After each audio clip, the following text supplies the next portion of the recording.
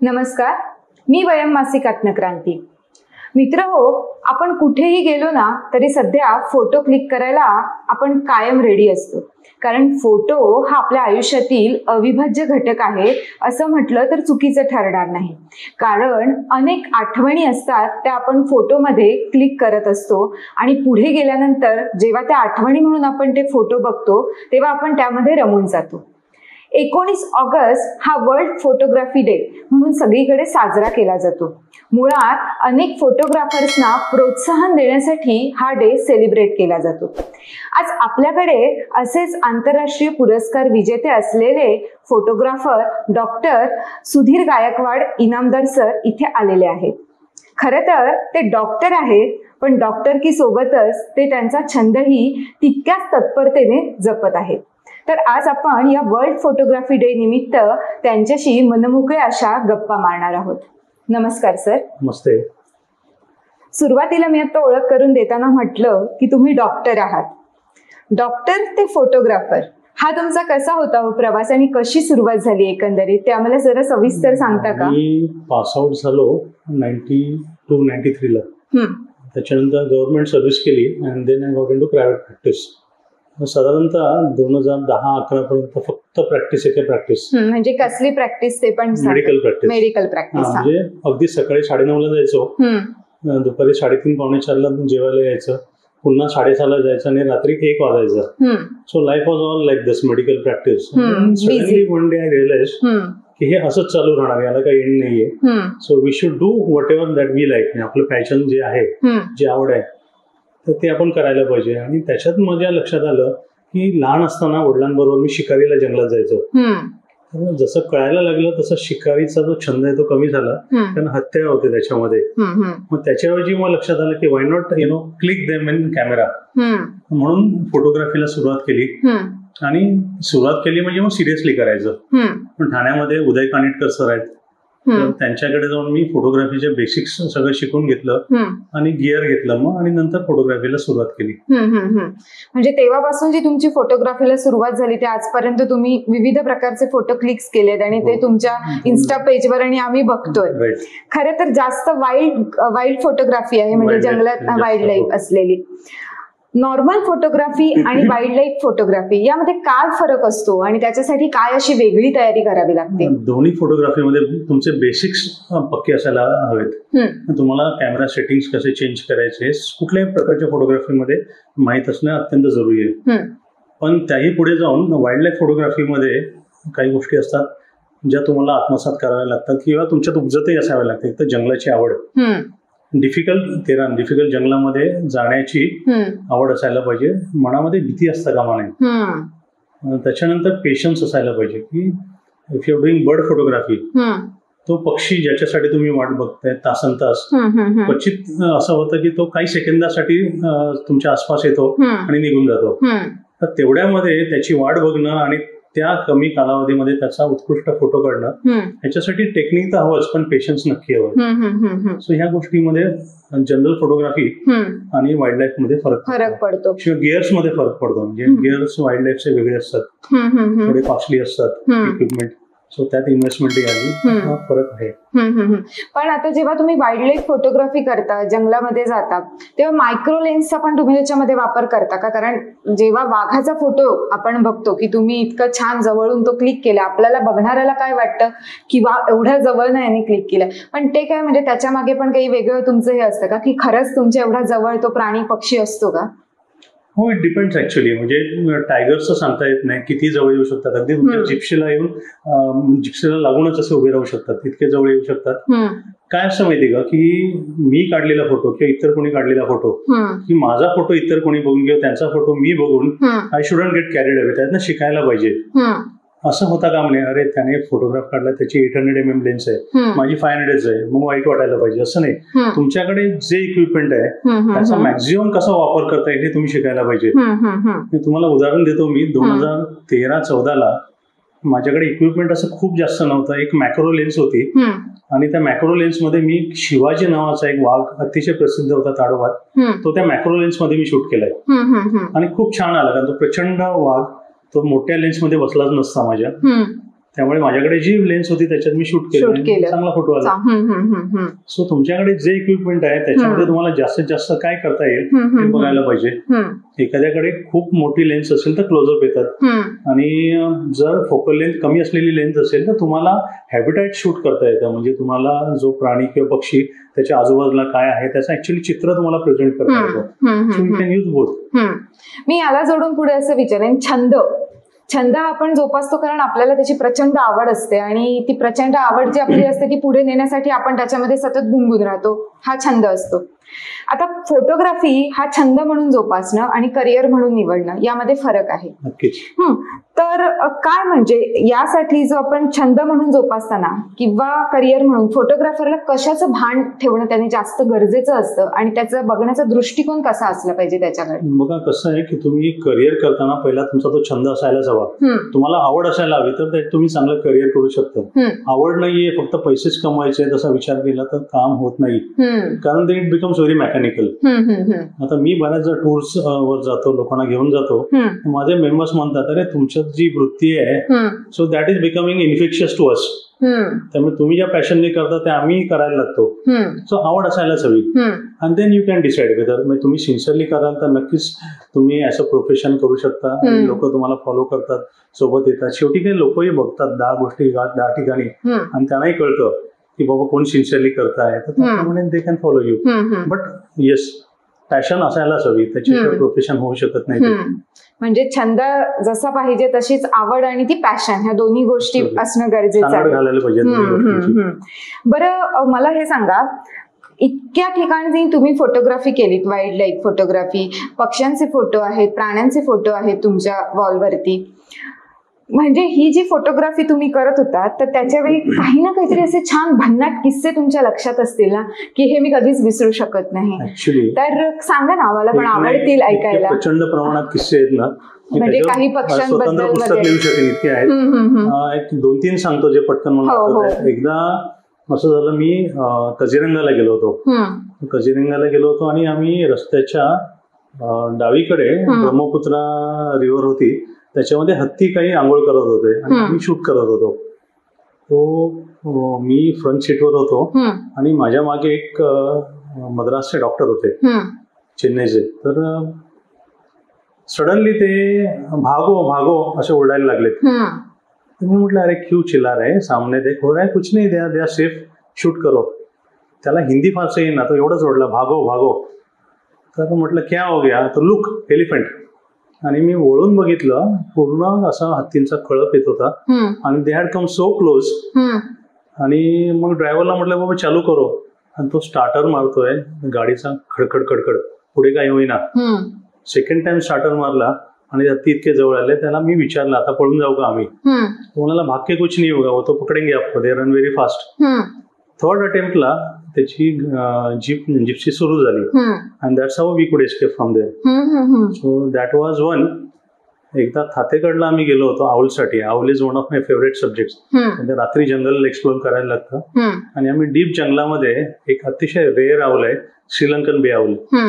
तर त्याच्यासाठी आम्ही जंगलामध्ये आत गेलो आणि ट्रायपॉड्स होते आमचे, तर ट्रायपॉड नेणं कठीण वाटायला लागलं. मग आम्ही एका ठिकाणी ठेवून दिले आणि आत गेलो. आत गेल्यानंतर आम्हाला तो श्रीलंकन बे आऊल खूप छान मिळाला, आणि नंतर सडनली लक्षात आलं आता परत जायचा रस्ताच सापडत नाही, कसं करावं. आम्ही बराच वेळ फिरत राहिलो, आमचा गाईड होता बरोबर, तोही सगळा तो थोडा म्हणजे भटकला, आणि अल्टिमेटली आम्हाला मला वाटतं 2-2.5 तासाच्या नंतर आम्हाला रस्ता सापडला.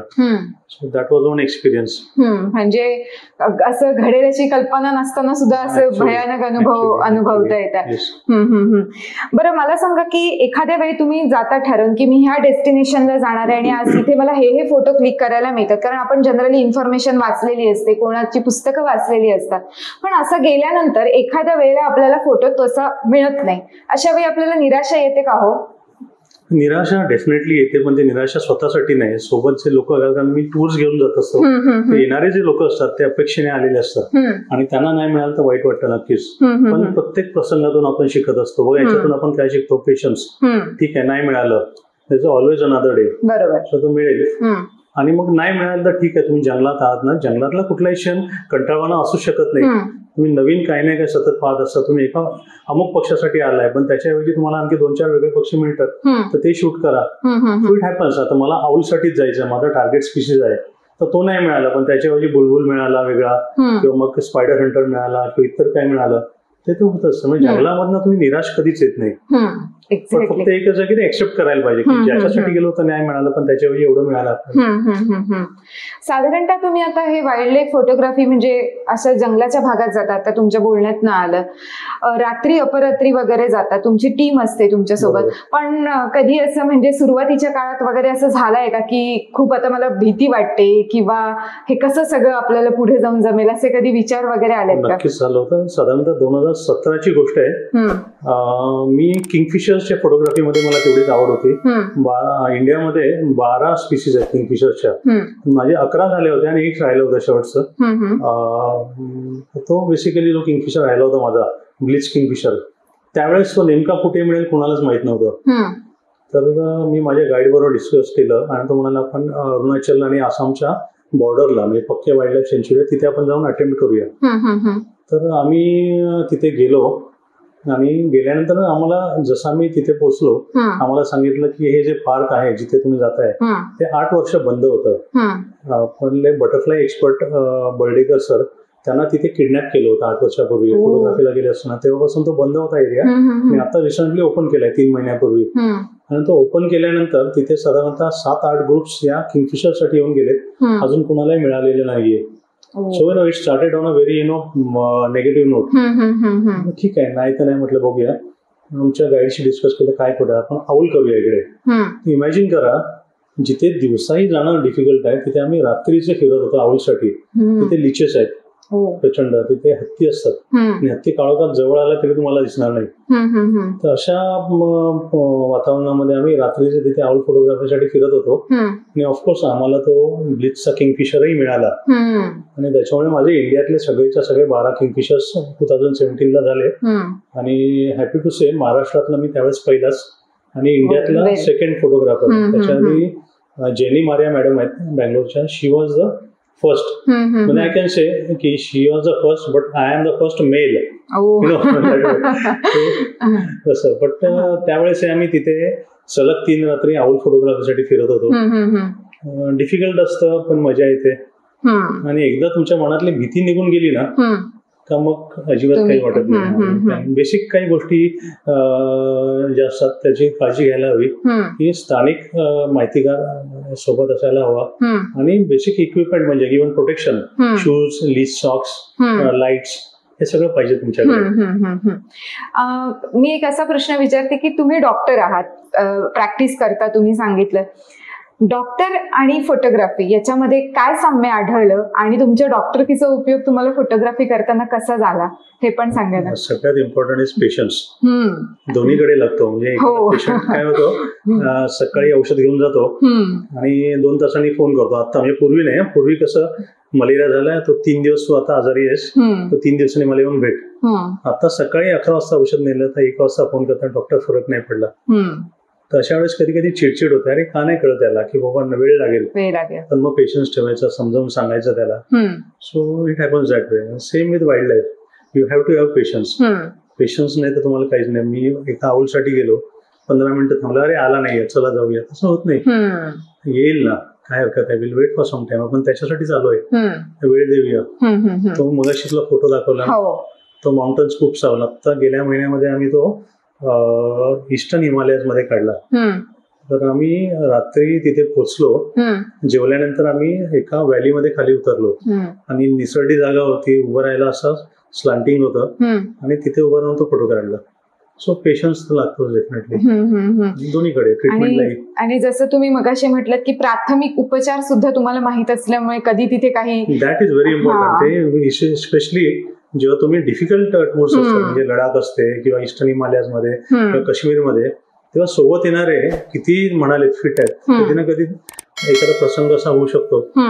तर त्यावेळेस मग मी डॉक्टर असल्याचा डेफिनेटली मला ऍडव्हान्टेज मिळतोच नक्की. किंवा टूर मध्ये कोणाला कधी पोट बिघडलं, कोणाला फिव्हर झालं तर एरवी समजा डॉक्टर नसतो तर काय मग डॉक्टर शोधा, त्याच्यामध्ये वेळ जातो आणि मग एका माणसाला सोडून तुम्ही पुढे जाऊ शकत नाही.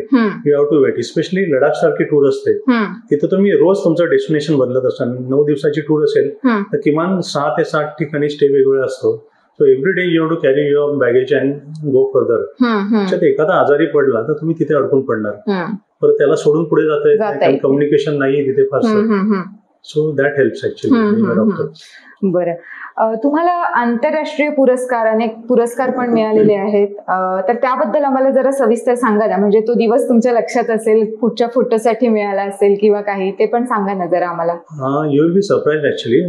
फर्स्ट फोटोग्राफ ज्याला मला इंटरनॅशनल अवॉर्ड मिळाला तर तो एक माहिती असेल तुम्हाला, न्यूटी नावाचा मासा असतो, चिखलामध्ये असतो बऱ्याचदा.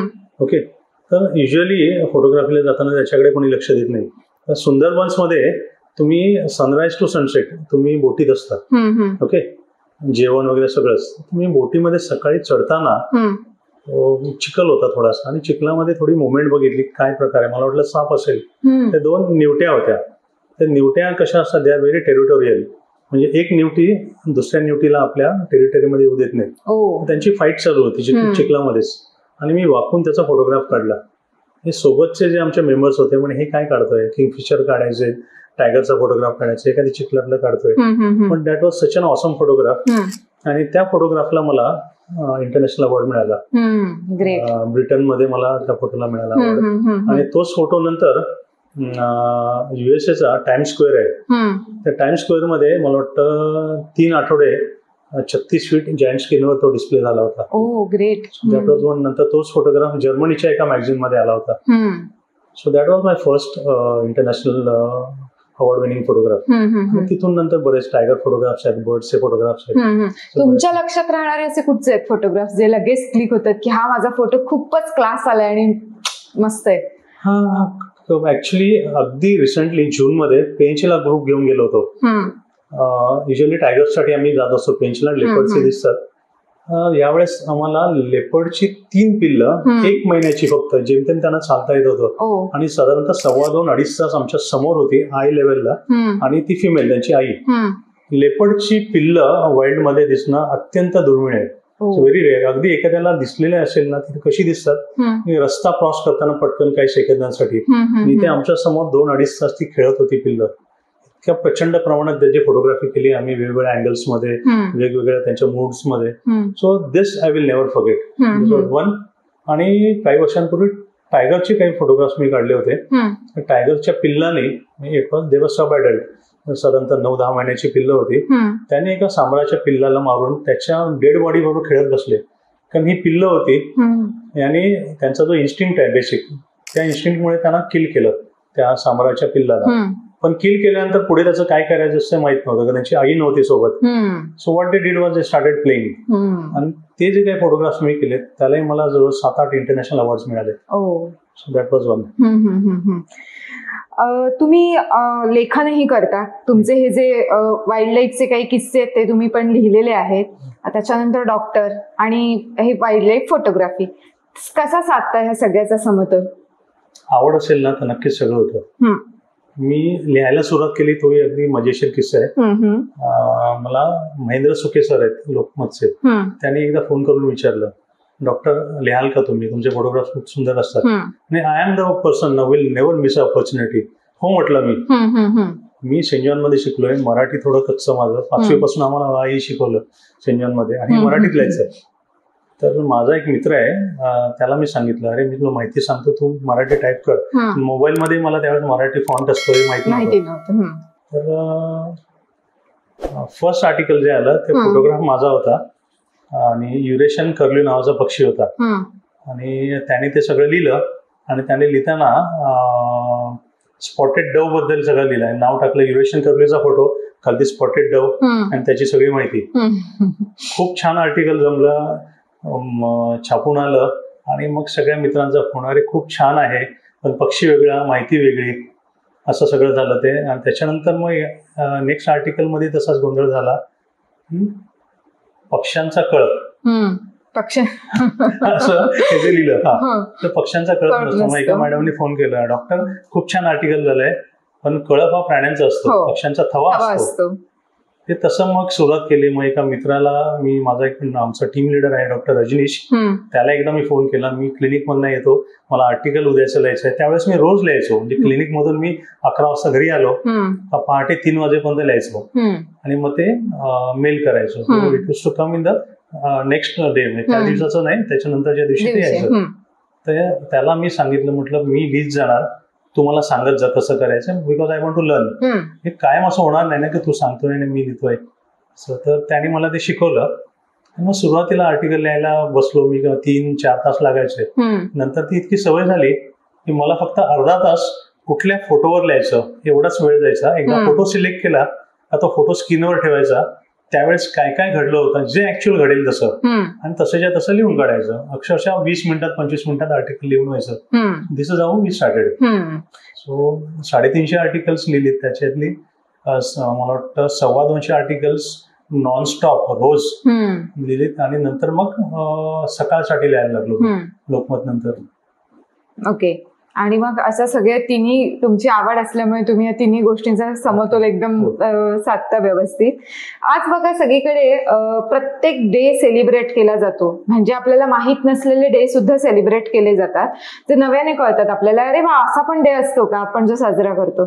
तुम्हाला काय वाटतं की हे असे सगळे डे सेलिब्रेट करतात, हे खरंच करणं गरजेचं आहे का? Actually it is very important.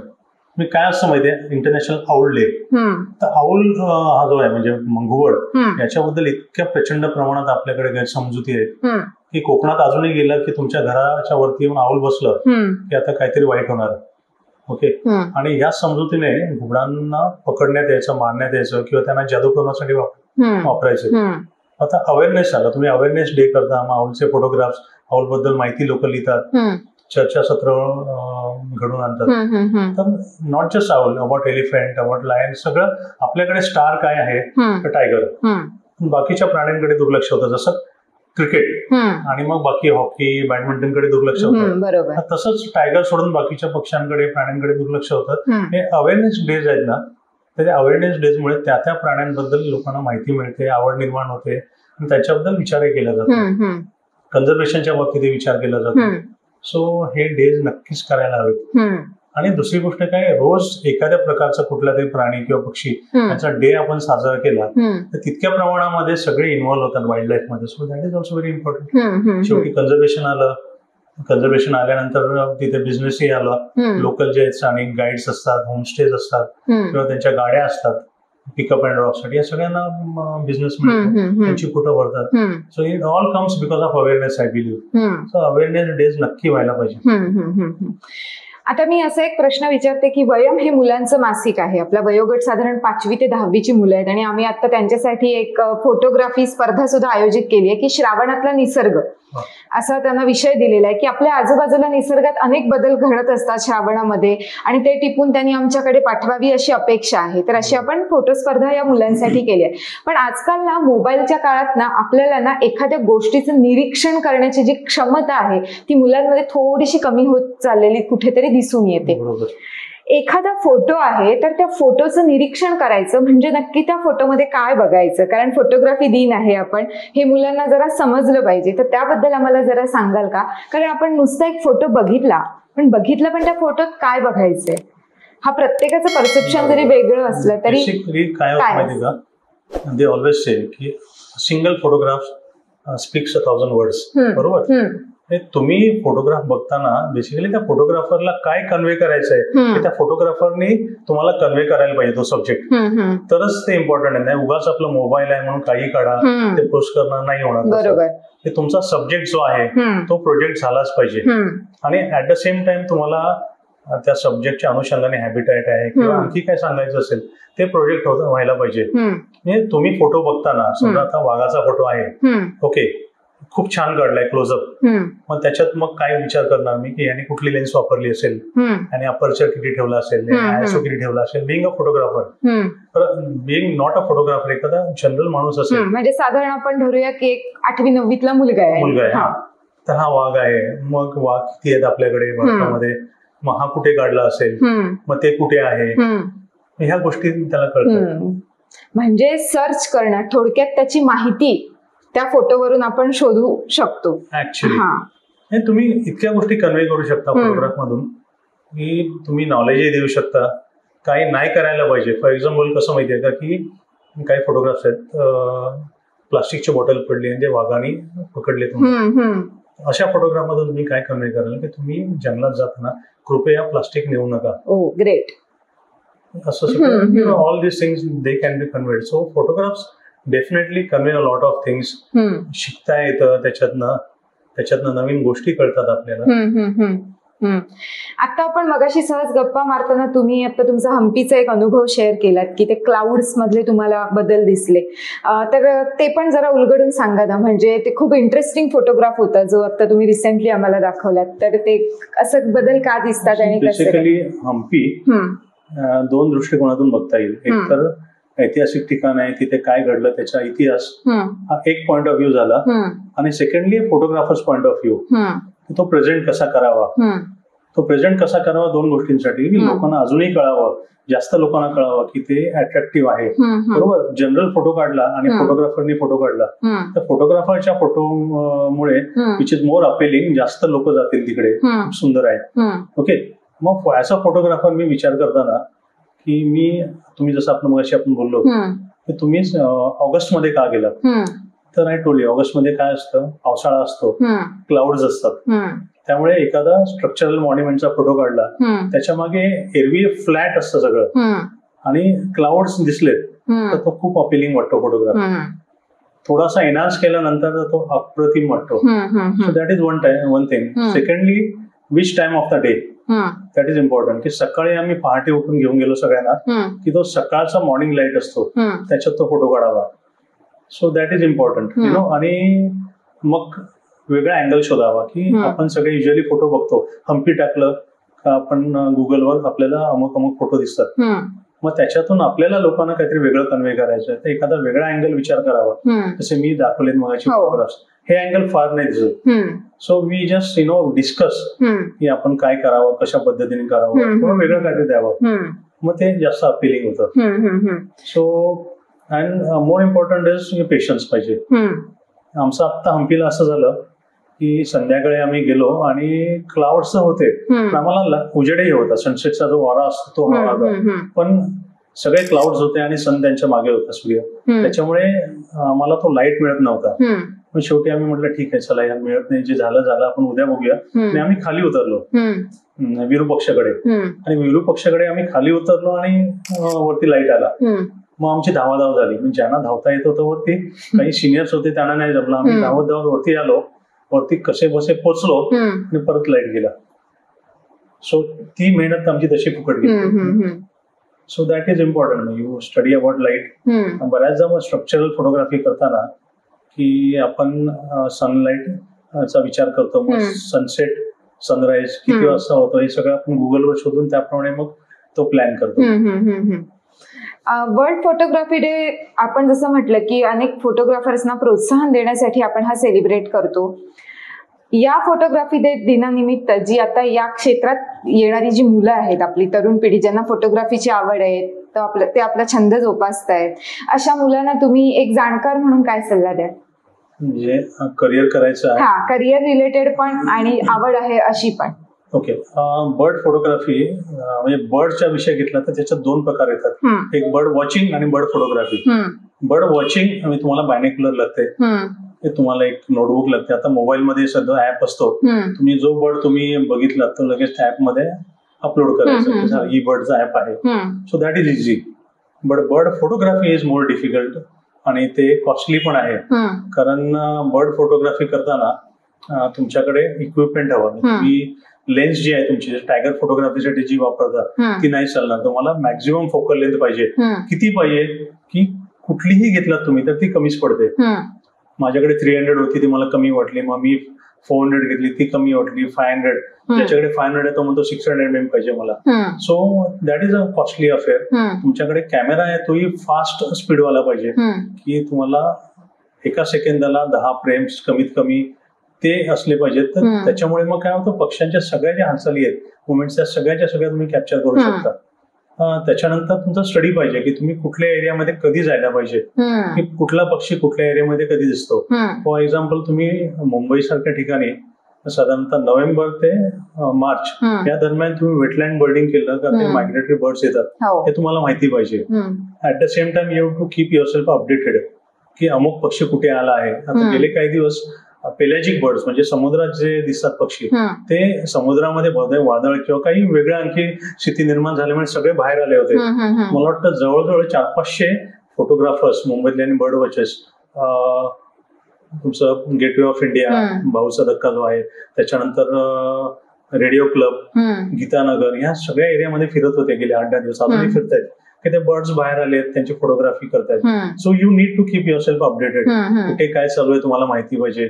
जिथे आपण जाणार आहोत तर त्या ठिकाणची पूर्ण भौगोलिक माहिती, तिथे आढळणारे पक्षी ते तुम्हाला माहिती पाहिजे आणि तो पक्षी कुठल्या महिन्यात, कुठल्या सीझनला, कुठल्या दिवशी दिसेल हे माहिती हवं, तरच तुम्ही जाऊ शकता. ह्या 2 गोष्टी वेगळ्या आहेत की निरीक्षण तर आहेच डेफिनेटली, पण photography is very different. It is more difficult basically. म्हणजे जसं टेक्निकली पण त्या मुलांनी फोकस असणं गरजेचं आहे, तसंच भूगोल सुद्धा त्यांचा व्यवस्थित असणं गरजेचं आहे. Photography is a bit costly thing की तुम्हाला मग तेवढं इक्विपमेंट लागतं, परत वेगवेगळ्या ठिकाणी जाण्या येण्याचा खर्च असतो. आणि सध्या काय झालंय की वाईल्ड लाईफ विशेषतः बर्डिंग हॅज बिकम व्हेरी कॉस्टली. गाईडचे चार्जेस वाढलेले आहेत, स्टे चार्जेस वाढलेले आहेत, बिकॉज मध्ये कोविडच्या काळामध्ये सगळ्यांचा बिझनेस ठप्प झाल्यामुळे तो बॅकलॉग लोकांना भरून काढायचा. सो ते थोडंसं कॉस्टली झालेलं आहे. त्यातल्या त्यात आता मी स्वतः अरेंज करतो photography tours. So we try to see की थोडंसं रिझनेबल लोकांना देता येतं कसं देतं. बट तुम्हाला हे ठरवायला लागतं की मला फोटोग्राफीची आवड आहे की मला वॉचिंगची आवड आहे. त्याप्रमाणे तुम्ही तुमचं करिअर किंवा तशी आवड तुम्ही जपू शकता. You can be a very good border, you can be a very good bird guide. तुम्हाला मग कॅमेऱ्याची गरज नाहीये, बायनॉक्युलर घेऊन करू शकता, तुम्ही लोकांना सोबत घेऊन जाऊ शकता, तुम्हाला माहिती असतं कुठे काय मिळतं. आणि माझ्यासारखं असतो, मी लोकांना घेऊन जातो आणि नेल्यानंतर तो फोटोग्राफ कसा काढायचा, अरे थोडंसं खाली वाका, थोडंसं लेफ्टला या, थोडंसं राईटला जा, त्याच्यानंतर अपर्चर वाढवा, ISO वाढवा, हे सगळं कंटिन्यू सांगत असतो.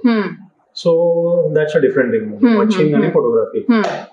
तुम्ही तुमचे छान अनुभव शेअर केलेत, उपयुक्त अशी माहिती दिलीत आम्हाला, आणि वेळात वेळ काढून तुम्ही इथे आलात, आमच्याशी छान गप्पा मारल्यात, त्याबद्दल तुमचे मनपूर्वक आभार. थँक्यू. आणि तुम्हाला हा व्हिडिओ कसा वाटला ते तुम्ही आम्हाला YouTube वरती कमेंट करून नक्की कळवा. व्हिडिओ आवडला असेल तर शेअर करा. वयमचे सभासद नसाल तर सभासद व्हा. Thank you so much.